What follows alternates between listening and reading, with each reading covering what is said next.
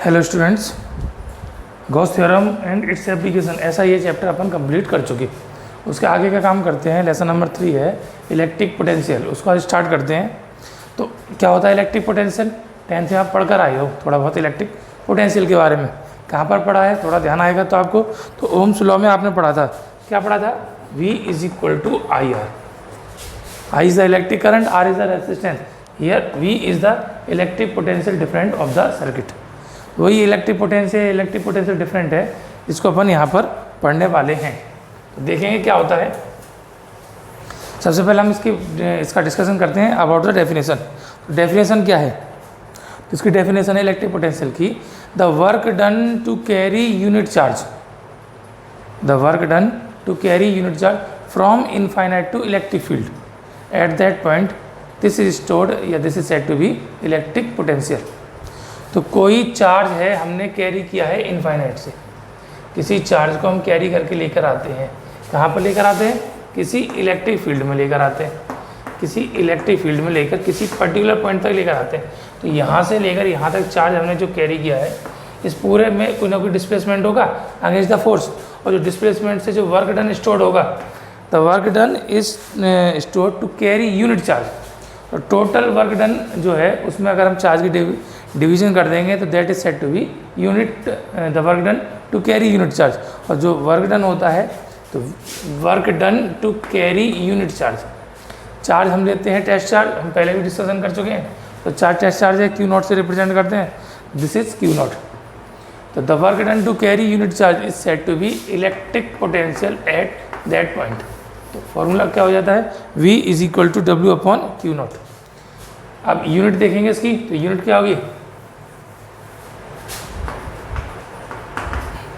तो ऊपर क्या है? Work done. तो वर्क डन की तो यूनिट हो जाएगी जूल, अपॉन नीचे चार्ज है तो कूलम। तो यूनिट इज जूल पर कूलम। और इसको हम दूसरा जो टर्म यूज करते हैं वो है वोल्ट। तो इसकी यूनिट होती है जूल पर कूलम और volt. This is electric potential. तो इलेक्ट्रिक पोटेंशियल डेफिनेशन अगर हम दोबारा करें तो क्या होगा? The work done to carry unit charge from infinite. कहीं से भी ला सकते हैं, तो मतलब इनफाइनाइट है। इनफाइनाइट मतलब जो अपने फाइनाइट नहीं है, तो मिनिमम भी हो सकता है, मैक्सिमम भी हो सकता है। और कहाँ तक वर्क करते हैं? तो the work done to carry unit charge from infinite to electric field is said to be electric potential at that point. Is that clear? ये हो गया इलेक्ट्रिक पोटेंशियल। नेक्स्ट डेफिनेशन अगर हम बात करते हैं तो वो है इलेक्ट्रिक पोटेंशियल डिफरेंस। तो पोटेंशियल का डिफरेंस आ गया, तो इलेक्ट्रिक पोटेंशियल डिफरेंस। तो पोटेंशियल डिफरेंस का मतलब क्या हो गया? सीधा सीधा है, पोटेंशियल का आप डिफरेंस कर रहे हो, डेल्टा V। अब डिफरेंस कैसे करोगे? तो आपको पोटेंशियल पता हो, और पोटेंशियल क्या चीज़ है? तो work done to carry unit charge कहाँ तक लेना है? इलेक्ट्रिक फील्ड में। तो किसी भी एक जो इलेक्ट्रिक फील्ड है उसमें हम कोई दो पॉइंट कंसीडर कर लेते हैं। Let the point is A and the point is B। और ये इनफाइनाइट से हम Q0 टेस्ट चार्जेस को कैरी करके लेके आते हैं। तो सबसे पहले तो हम A तक लेकर आए, यहाँ तक कोई ना कोई वर्क डन होगा, at this work done is WA। और इसी चार्ज को अगर हम B तक लेकर आएंगे तो this work done is said to be WB। The work done to carry unit charge from infinite to point A is WA। Potential कितना हो जाएगा? At A point equal to WA/Q0। ठीक है। अभी ऐसे इनफाइनाइट से B पॉइंट तक लेकर आए तो पोटेंशियल एट B, तो VB = WB/Q0। A तक लेकर आए तो WA/Q0, और B तक लेकर आए तो WB/Q0। अपने को चाहिए potential different. Now potential different, तो potential different delta V = V ज़्यादा कौन सा रहा है? B तक, और कम कौन सा है? A तक। BB - VA WB/Q0 minus WA/Q0, WB - WA/Q0 is LCM। और इसको क्या कर सकते हैं अपन? Difference of the work done, that is delta W, delta W/Q0 किसकी इक्वल हो जाएगा? पोटेंशियल डिफरेंट डेल्टा V के बराबर। यूनिट वही की वही होगी, जूल पर कूलम और वोल्ट। तो ये हो गया आपका इलेक्ट्रिक पोटेंशियल और पोटेंशियल डिफरेंस। अब इसमें हम पोटेंशियल डिफरेंस में डेफिनेशन कर लिया फार्मूला कर लिया, यूनिट कर ली। अभी डायमेंशन फार्मूला और कर लो। तो डायमेंशन फार्मूला क्या होगा इसके लिए, देखिए ऊपर W है तो m1 L2 T-2, नीचे क्या है, चार्ज है, चार्ज की क्या होती है तो T1 A1। इसको ऊपर ले जाएंगे तो क्या हो जाएगा m1 L² T-2 और ये ऊपर जाएगा -1 तो -3, ये ऊपर गया तो A-1, m1 L2 T-3 A-1। ये हो गया आपका यूनिट किसकी, इलेक्ट्रिक पोटेंशियल और पोटेंशियल डिफरेंस। तो पोटेंशियल बेटा क्या आया समझ में, ध्यान देंगे। तो पोटेंशियल क्या चीज़ है, the work done to carry unit charge from infinite to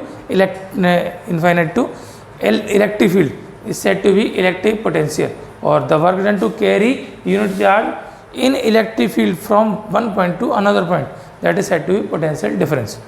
है वही का वही, इनफाइनाइट से लेकर आते हैं तो हम उसको पोटेंशियल बोल देते हैं, और एक पॉइंट से दूसरे पॉइंट तक कैरी करते हैं तो वो वहाँ का डिफरेंस हो जाएगा potential difference.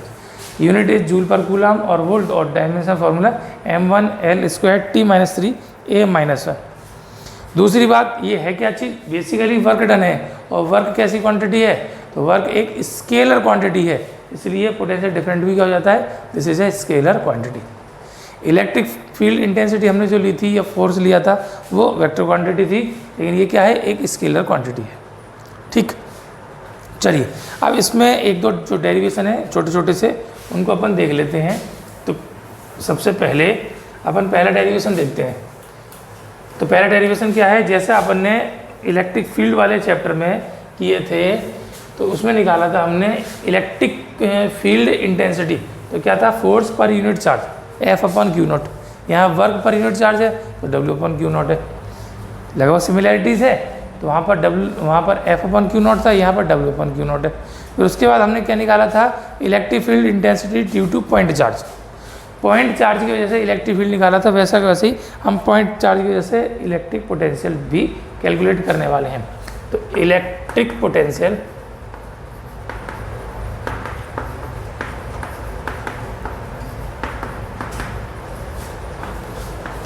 Due to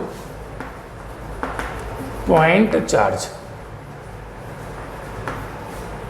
point charge की वजह से कितना इलेक्ट्रिक पोटेंशियल होगा वो अपने को कैलकुलेट करना है। कैसे काम करना है तो ध्यान से समझेंगे, थोड़ा सा डेरिवेटिव है मैथमेटिकल, ध्यान देंगे। हमने एक कोई पॉइंट O एज्यूम किया, यहाँ पर कोई +Q चार्ज प्लेस है, कितना चार्ज रखा है +Q। अब इसकी वजह से हमको एक O से R डिस्टेंस पर एक कोई पॉइंट P है, where we have to find electric potential. तो +Q चार्ज से R डिस्टेंस पर पॉइंट P है, जहाँ पर अपने को इलेक्ट्रिक पोटेंशियल निकालना है। काम क्या करना है इसके लिए, तो हमको काम करना है एक चार्ज को इनफाइनाइट से यहाँ तक कैरी करना है। तो ये जो डिस्टेंस है इनफाइनाइट पे, यहाँ से कोई टेस्ट चार्ज है Q0 वो लेकर आना है और हमको P पॉइंट पर प्लेस करना है। तो जो वर्क डन होगा यूनिट चार्ज को कैरी करने में वो यहाँ पर इलेक्ट्रिक पोटेंशियल हो जाएगा। अब ध्यान से देखिए, पूरी की पूरी डिस्टेंस को हम यहाँ से यहाँ तक लेकर आते हैं। तो इसमें हम एक काम कर सकते हैं कि इनफाइनाइट से कैरी ना करके रास्ते में एक छोटा सा हम इंटरवल ले लेते हैं, पोर्शन ले लेते हैं, उतने में वर्क डन करेंगे। वर्क डन हमको मिल जाएगा, उसका इंटीग्रेशन कर देंगे तो टोटल वर्क डन हो जाएगा। तो टोटल वर्क डन हम निकालने के लिए हम इसमें इंटीग्रेशन का पोर्शन अप्लाई करेंगे। तो हमने इसमें 2 पॉइंट रास्ते में कहीं एज्यूम कर लिए, let the point is A and this point is B। The distance of B from O is x and distance of B from A is dx। Small interval है तो dx हमने distance मान लिया। हम क्या काम करेंगे, तो टेस्ट चार्ज Q0 था, इसको इनफाइनाइट से ना कैरी करके हमने A पॉइंट से B पॉइंट तक कैरी करके लेना है। B पॉइंट तक कैरी करना है, वर्क डन निकालेंगे, उसका इंटीग्रेशन कर देंगे तो टोटल वर्क डन आ जाएगा। तो क्या काम करना पड़ेगा, अपने को वर्क डन करना है चार्ज को A से B तक कैरी करने के लिए। वर्क करना है तो वर्क इक्वल टू होता है फोर्स इनटू डिस्प्लेसमेंट। तो अपने को फोर्स चाहिए, डिस्प्लेसमेंट तो हमारे पास है dx है, फोर्स चाहिए। तो the force between O and A, O और A के बीच में कितना फोर्स लगेगा, तो क्या लग जाएगा हमारा coulomb law. F is equal to क्या होता है K Q1 Q2 अपॉन में R²। तो Q1 की जगह तो चार्ज है Q और Q2 की चार्ज है Q0 अपॉन डिस्टेंस चाहिए। डिस्टेंस कहाँ से कहाँ तक की चाहिए, O से A तक की। O से A तक की डायग्राम में देखते हैं कितनी है, O से B तक की तो x है और वहाँ से वहाँ तक की है dx। तो क्या हो जाएगा x प्लस dx स्क्वायर होता है तो इसका होल स्क्वायर कर लीजिए।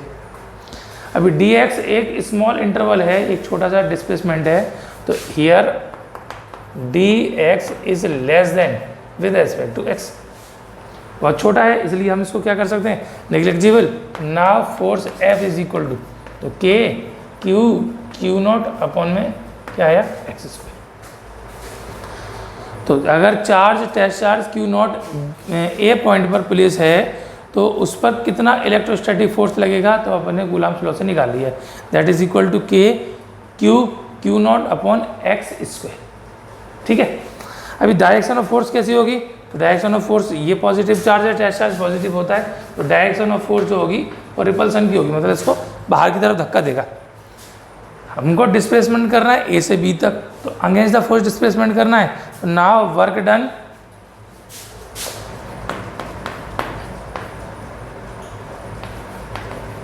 From A to B, A से B तक वर्क डन करेंगे तो क्या हो जाएगा, छोटा सा पोर्शन है तो वर्क डन DW अपन ने इसको एज्यूम कर लिया। तो DW इज इक्वल टू क्या होता है formula, F vector dot displacement dx vector, both are in opposite direction, तो F dx cos 180 हो गया, और cos 180 की वैल्यू कितनी होती है -1, तो DW is equal to minus का F इंटू dx हो जाएगा। इज दैट क्लियर,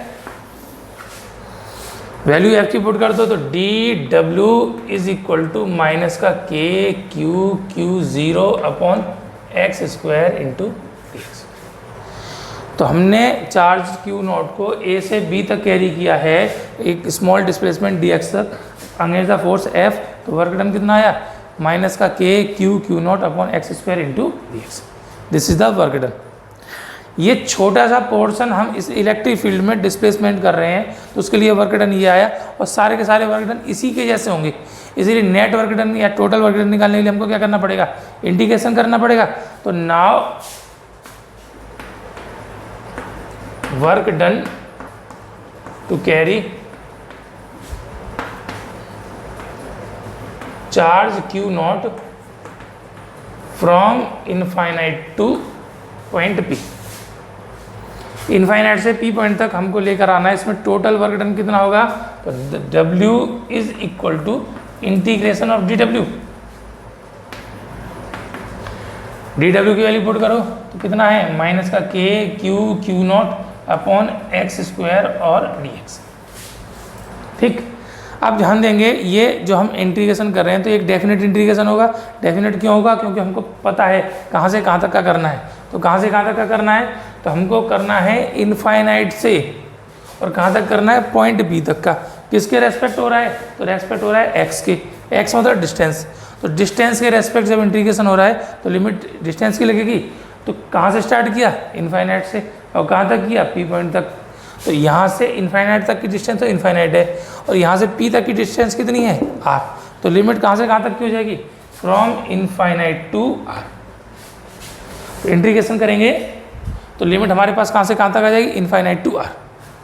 ठीक, अब केवल अपने को इसकी कैलकुलेशन करनी है, डायग्राम का काम खत्म हो गया। देखेंगे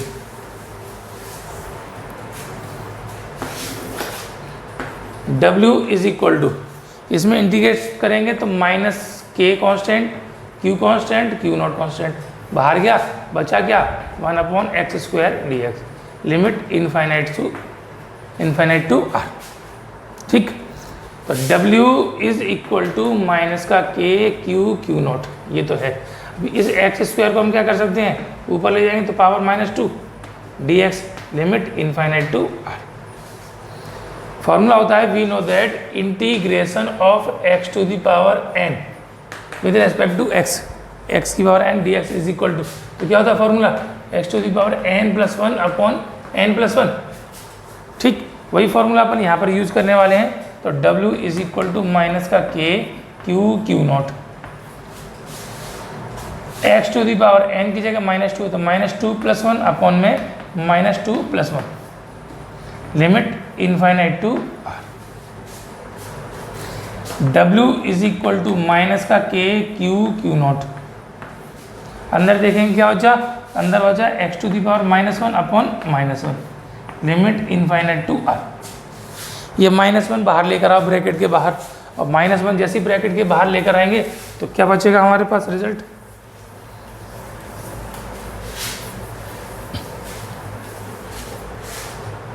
W is equal to total plus हो जाएगा K Q नॉट, ब्रैकेट में बचा x to the power -1, limit infinite to are.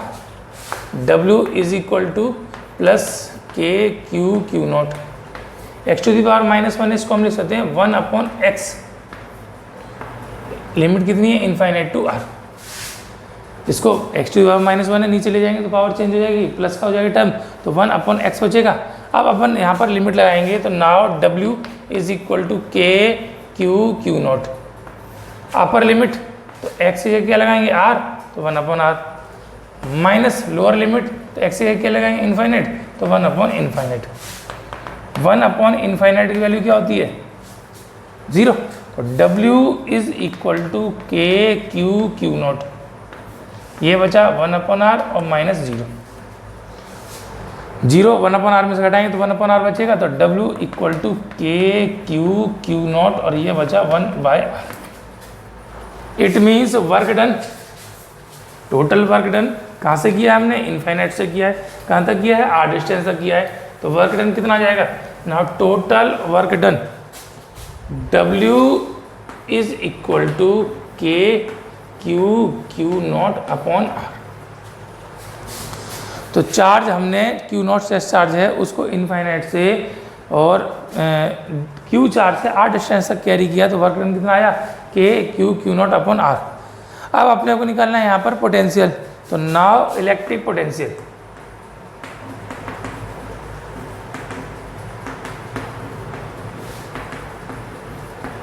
Now electric potential कितना हो जाएगा, V is equal to W upon Q not.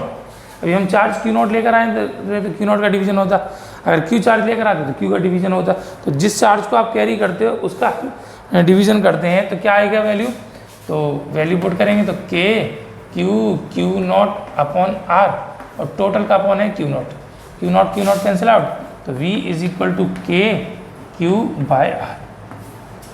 This is the electric potential due to point charge. Unit क्या हो जाएगी इसकी, volt.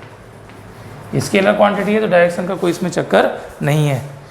तो ये हमने एक डेरिवेशन किया कि कोई भी चार्ज है प्लस Q कहीं पर भी प्लेस है, उसकी वजह से कोई इलेक्ट्रिक फील्ड है, उस इलेक्ट्रिक फील्ड में हम किसी चार्ज को कैरी करते हैं तो कितना हमको पोटेंशियल मिलने वाला है, तो electric potential due to point charge. ठीक, तो ये हमने पॉइंट चार्ज की वजह से इलेक्ट्रिक फील्ड इंटेंसिटी कैलकुलेट की। चलिए नेक्स्ट टॉपिक और देखते हैं, चलिए नेक्स्ट टॉपिक देखते हैं। टॉपिक का नाम है electric potential due to electric dipole. Electric dipole ऐसा हम पहले लेसन में इलेक्ट्रिक फील्ड में पढ़कर आए थे। तो डाइपोल क्या होता है, तो dipole is a system made by two charge equal in magnitude and opposite in nature. Same charge हैं, सेम मैग्नीट्यूड के चार्ज हैं, लेकिन उनका नेचर कैसा है, अपोजिट है।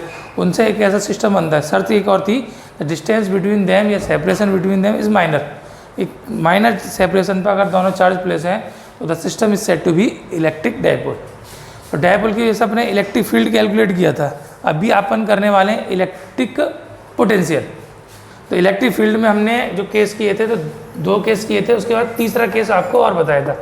तो 2 केस क्या थे, पहला केस तो था उसकी एक्सिस पर निकाला था, दूसरा उसके इक्वेटर पर निकाला था, और तीसरा अपन ने एक और केस किया था, वो क्या था, किसी भी एंगुलर पोजीशन पर अपन ने कैलकुलेट किया।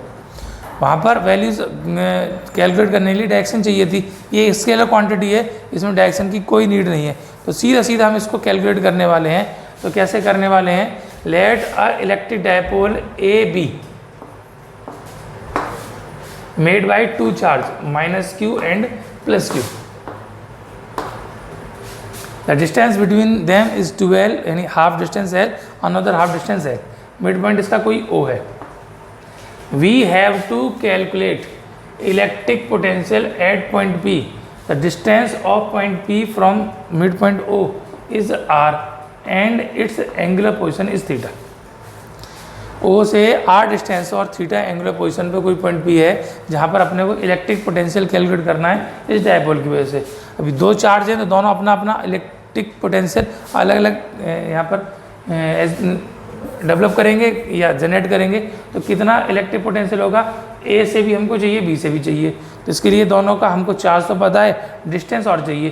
तो अब यहाँ डिस्टेंस देखिए, ए से पी तक की डिस्टेंस अलग है और बी से पी तक की जो डिस्टेंस है वो अलग है, दोनों की डिस्टेंस अलग अलग है। तो let this distance is r1 and this distance is r2। एक को हमने r1 मान लिया और एक को r2 मान लिया। अब इलेक्ट्रिक पोटेंशियल कैलकुलेट कर लो। पहले किससे करेंगे, पहले ए से करते हैं फिर बी से करते हैं। तो electric potential due to point A, that is V A. क्या होता है फॉर्मूला, अभी अपन निकाल कर आए हैं। तो के क्यू बाई आर, के क्यू अब स्केलर क्वांटिटी है तो मैग्नीट्यूड के साथ लेंगे तो माइनस का क्यू, और डिस्टेंस कितनी है r1। Similarly electric potential due to B, point B की वजह से कितना होगा, तो के चार्ज प्लस क्यू है और डिस्टेंस कितनी है r2। तो v B equal to K plus Q upon r2। तो net potential v is equal to V A और प्लस वी बी, दोनों का हमने पोटेंशियल वैल्यू कैलकुलेट कर ली। तो कितना हो जाएगा, के माइनस का क्यू अपॉन r1 प्लस के प्लस का क्यू अपॉन r2। क्या कॉमन है इसमें, तो के और क्यू कॉमन है। क्या बचा, माइनस का 1 अपॉन r1 और प्लस का 1 अपॉन r2।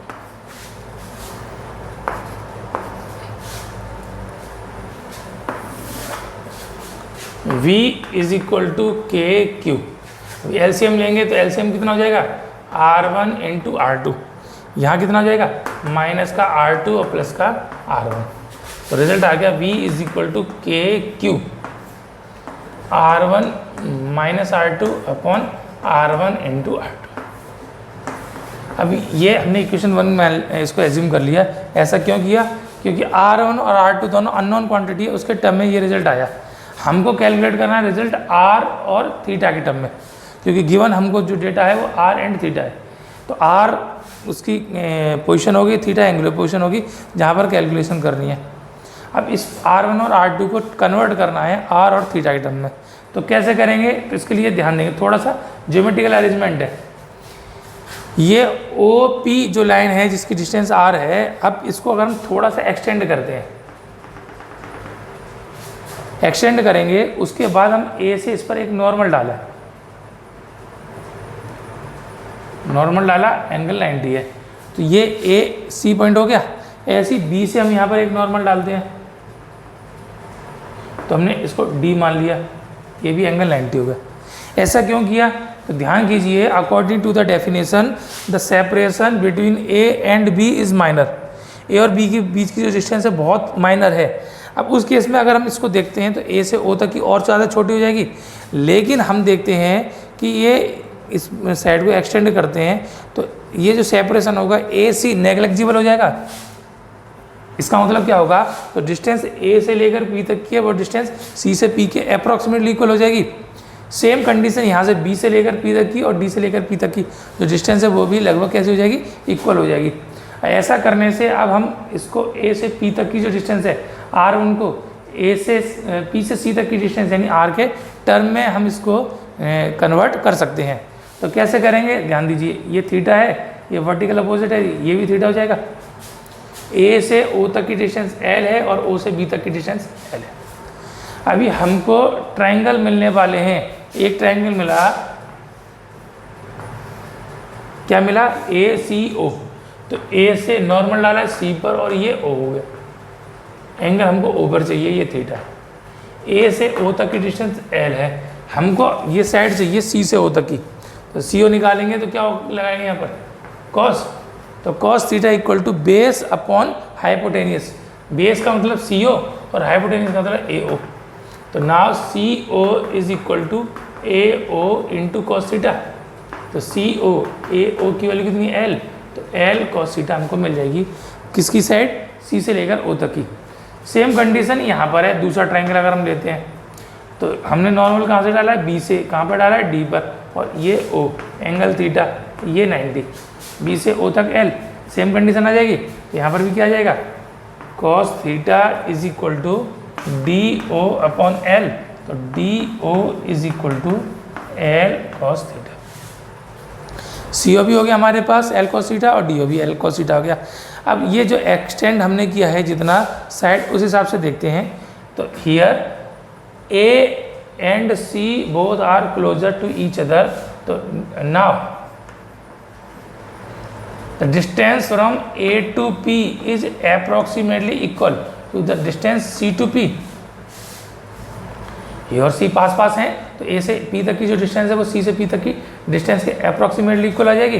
तो now A P is equal to, अब सी पी को अगर हम डिवाइड करें तो सी पी को डिवाइड करेंगे, दो पोर्शन आ जाएंगे, पी से लेकर ओ तक और ओ से लेकर सी तक। सी पी को टोटल डिवीजन करेंगे C O, sorry P O और प्लस सी ओ।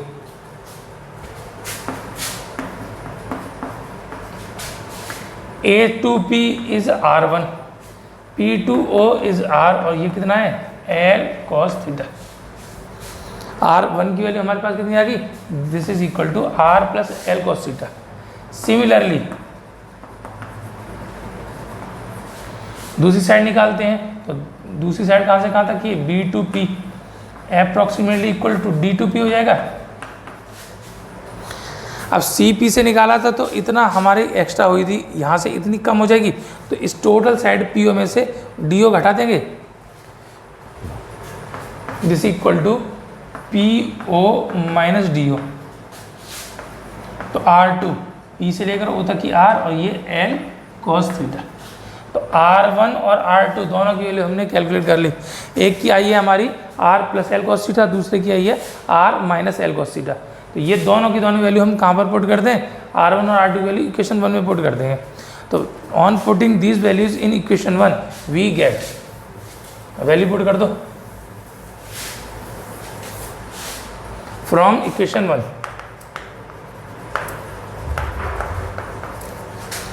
इक्वेशन 1 में वैल्यू पुट करेंगे तो we get v is equal to K Q. R1 की वैल्यू कितनी है, तो R plus L cos theta minus R minus L cos theta upon में R plus L cos theta into R minus L cos theta. तो v is equal to, तो K Q, R plus L cos theta bracket खोला तो R plus L cos theta minus, इस bracket को open करते तो minus का are और ये प्लस का एल कॉस थीटा। अपॉन में देखते हैं तो अपॉन में क्या है, पहले ब्रैकेट में प्लस है, दूसरे ब्रैकेट में माइनस है, तो A plus B, A minus B, formula लगाएंगे तो A square minus B square, तो ये हो जाएगा R square minus L square cos square theta. R plus R minus cancel out, तो v is equal to K Q, ऊपर बचा L cos theta plus L cos theta into L cos theta, नीचे बचा R square minus L square cos square theta.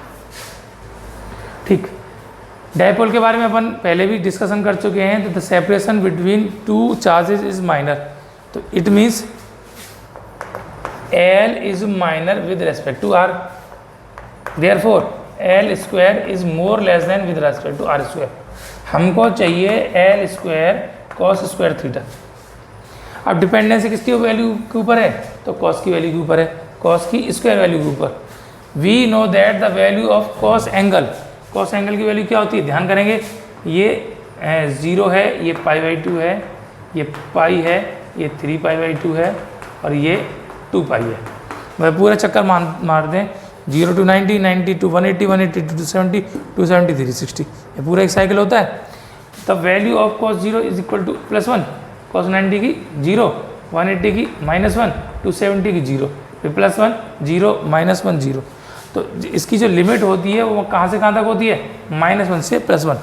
कम से कम value यानी minimum value कितनी होती है, -1, और मैक्सिमम वैल्यू कितनी होती है, +1। अब कॉस की आप यहाँ पर मैक्सिमम वैल्यू पुट कीजिए, तो मैक्सिमम वैल्यू कितनी है, the value maximum value is +1, +1 put करेंगे तो L square cos square theta, cos square theta equal to +1, तो +1 का स्क्वायर करेंगे तो भी 1 आएगा, 1 इंटू एल स्क्वायर, तो एल स्क्वायर के बराबर बचेगा। ऐसे ही अगर हम -1 मिनिमम वैल्यू पुट करते हैं तो कॉस थीटा की वैल्यू -1 स्क्वायर किया तो स्क्वायर ऑफ -1 इक्वल टू +1, फिर भी क्या बचेगा एल स्क्वायर। तो चाहे आप इसकी मिनिमम वैल्यू ले लो चाहे इसकी मैक्सिमम वैल्यू ले लो, दोनों ही केस में ये क्या होगा, इसकी वैल्यू मैक्सिमम या मिनिमम एल स्क्वायर ही आएगी, और L square is no less than to R square. तो आर स्क्वायर के रेस्पेक्ट एल स्क्वायर को हम क्या कर सकते हैं, निगलेक्जिबल कर सकते हैं। आप इसको निगलेक्जिबल कीजिए, निगलेक्जिबल करेंगे उससे जो रिजल्ट आएगा वो अपने यहाँ पर पुट करने वाले हैं। तो on neglecting L square cos square theta with respect to R square we get v is equal to, तो के क्यू, ये तो है बाहर कितना है 2l cos थीटा अपॉन में कितना है, तो दिस इज आर स्क्वायर। अब q और 2l को सेपरेट करेंगे तो v इज इक्वल टू के, तो 2ql into cos theta upon में R square, 2ql equal to p electric dipole moment, dipole की वजह से निकाल लें तो डायपोल के टर्म में आएगा, तो v is equal to K p cos theta upon R square. Electric potential है तो ये वोल्ट हो गया। तो this is the electric potential due to electric dipole. तो डायपोल की वजह से इलेक्ट्रिक पोटेंशियल डिफरेंट कितना होता है वो अपने यहाँ पर कैलकुलेट कर लिया। Is that clear? अब इसमें हम चाहें तो बात कर सकते हैं, दो केस इसके हम डिस्कशन कर सकते हैं। तो केस 1 क्या होगा कि पॉइंट P को इसके एक्सिस पर रख दिया जाए, दूसरा क्या होगा पॉइंट P को इसके इक्वेटर पर रख दिया जाए। तो इसको अगर हम इसके एक्सिस पर रखते हैं तो केस 1 क्या है, एट एक्सिस। एक्सिस पर रखने का मतलब क्या है कि P पॉइंट को यहाँ से उठाया हमने इस लाइन पर रख दिया, तो इस पूरे की पूरी प्रोसेस में ये हम उठाकर यहाँ से नीचे लेकर आए तो एंगल डिक्रीज होता जाएगा, डिक्रीज होते होते इस लाइन पर आ जाएगा तो कितना हो जाएगा एंगल बिकम 0। तो एक्सिस के लिए थीटा इक्वल टू 0 डिग्री, तो V एक्सिस, तो के P कॉस 0 अपॉन में आर स्क्वायर, कॉस 0 की वैल्यू 1, तो V axis equal to K P upon R square. Axis पर निकालें तो कितना आ जाएगा P अपॉन में आर स्क्वायर। दूसरा काम करते हैं हम इसके इक्वेटर पर का, इक्वेटर पे करेंगे तो क्या करेंगे, इस पॉइंट P को उठाकर हम इस लाइन पर लगाएंगे तो एंगल बिकम 90 डिग्री। तो केस सेकंड,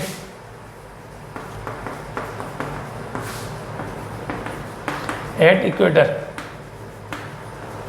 इक्वेटर पे लेते हैं तो कितना हो जाएगा, तो थीटा इज इक्वल टू 90 डिग्री, तो V equator K P cos 90 upon में आर स्क्वायर, और कॉस 90 की वैल्यू 0, तो V इक्वेटर कितना आ जाएगा 0। तो एक्सिस पर इसकी मैक्सिमम वैल्यू होगी के P अपॉन आर स्क्वायर, और इक्वेटर पर इसकी वैल्यू कितनी हो जाएगी 0 हो जाएगी। तो इस तरीके से हम इलेक्ट्रिक डायपोल की वजह से इलेक्ट्रिक पोटेंशियल की वैल्यू कैलकुलेट कर सकते हैं। ठीक, चलिए करिए इसको। Thank you.